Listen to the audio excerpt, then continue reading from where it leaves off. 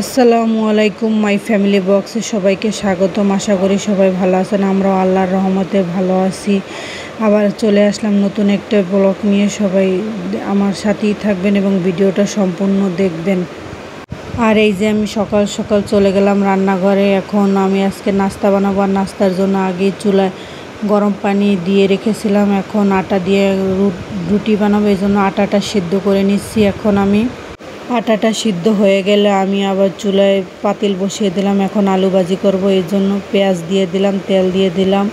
আর আলুটা আমি ছোট ছোট করে কেটে নিয়েছি, ধুয়ে রেখে দিয়েছি। এখন আমি চুলায় দিয়ে দেব।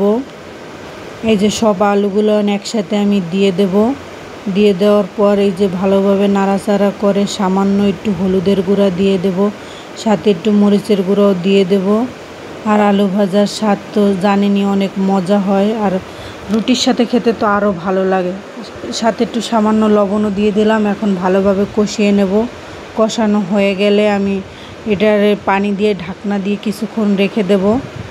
আলু ভাজিটাকে ঢাকনা দিয়ে আমি এক সাইডে চুলায় বসিয়ে দিলাম। আর অন্যদিকে আমি যে আটা ছেনতে চলে গেলাম। আটাটা ছেনা হয়ে গেছে। এখন আমি লম্বা একটা ডো বানিয়ে নিলাম। এই লম্বা ডো থেকে আমি আবার ছোট ছোট কিছু ডো বানিয়ে নেব, যাতে রুটির শেপটা ভালো আসে। আর আগে থেকে রুটির ডোগুলো যদি গোল্লা করে নেওয়া যায়, তাহলে মনে করেন রুটিটা দেখতেও সুন্দর হয়, সবগুলো একসাথে সমান হয়। এই যে আমার ডো করা হয়ে গেছে। এখন আমি রুটি বানানোর জন্য চলে যাব। আর আজকে অনেক গরম পড়েছে, তাই আমি পাটাটা ফ্যানের নিচে নিয়ে চলে গেলাম। আর তারপর আমি এই যে আস্তে আস্তে রুটিটাকে বানাচ্ছি। আর একে একে সব রুটিগুলো বানিয়ে রেখে দিলাম। এই সাইডে আমার রুটি বানানো শেষ হয়ে গেছে। ওদিকে দেখতেছি আলু ভাজিও হয়ে গেছে। এখন আলু ভাজিটা উঠিয়ে নেব। আলু ভাজি হয়ে গেলে চুলায় একটা তাওয়া বসিয়ে দিলাম এবং তাওয়াটা গরম হতে আছে। তাওয়াটা গরম হলে এই যে রুটি দিয়ে দিলাম। এখন রুটিগুলোরে একটা একটা করে ভেজে নেব। এই যে আমার রুটিগুলো হালকা ব্রাউন কালার করে ভেজে নেব, যাতে খেতে মজা হয়।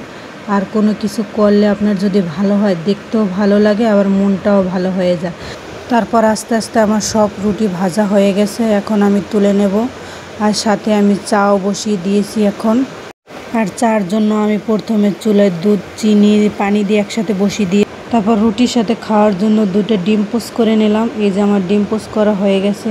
আর এই সাইডে চারও বলক চলে আসলো। তারপরে এই যে আমি ডিম, আলু ভাজি, রুটি এগুলো একসাথে নিয়ে এখন নাস্তা খেতে বসে গেলাম। নাস্তা খাওয়াটা শেষ করে এই যে চার জন্য আবার চাপাতি নিয়ে আসলাম। এখন চাপাতিগুলো দিয়ে দেবো। আর এরকম করে চা রান্না করলে একদম দোকানের মতো স্বাদ হয়, আবার দেখতেও ভালো লাগে। আপনারা বাসায় একবার ট্রাই করে দেখবেন, এভাবে চা রান্না করে একদম বাজারের মতো স্বাদ আসে। এই যে দেখুন আমার চায়ের কালারটা একদম মালাইয়ের মতো হয়ে গেছে।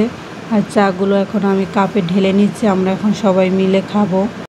সকালের নাস্তা শেষ হওয়ার পর আপনাদের ভাইয়া বাজারে চলে গেছে। আর বাজার থেকে প্রতিদিনের মতোই অনেকগুলো বাজার নিয়ে এসেছে।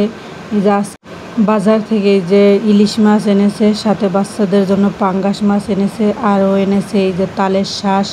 আর এই বছরের এই প্রথমেই আমরা তালের শাঁস খাচ্ছি।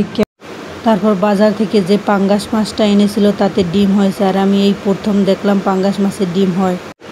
তারপর সব কাজটা শেষ করে নিয়েছি। আর আপনাদের ভাইয়া নামাজ পড়ে বাসায় এসে পড়েছিল। আর আমরাও সবাই রেডি হয়ে গেছি, একটা বিয়ের অনুষ্ঠানের দাওয়াত ছিল ওখানে যাওয়ার জন্য।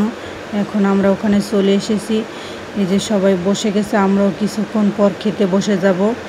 তারপর আমরাও বসে গেছি খাওয়ার জন্য সবাই একসাথে। আর আজকের বিয়ের খাওয়া দাওয়া মানেই তো অনেক মজা। খাওয়া দাওয়া শেষ করে এই যে পান খাওয়ার জন্য চলে আসলাম। এখন আমরা পান খাবো। দুপুরের খাওয়া দাওয়া শেষ করে বাসায় চলে আসলাম। তারপর রাতে তো কিছু খেতে হবে, এজন্য রাতে খাবারের জন্য ইলিশ মাছ নামিয়ে রেখেছিলাম।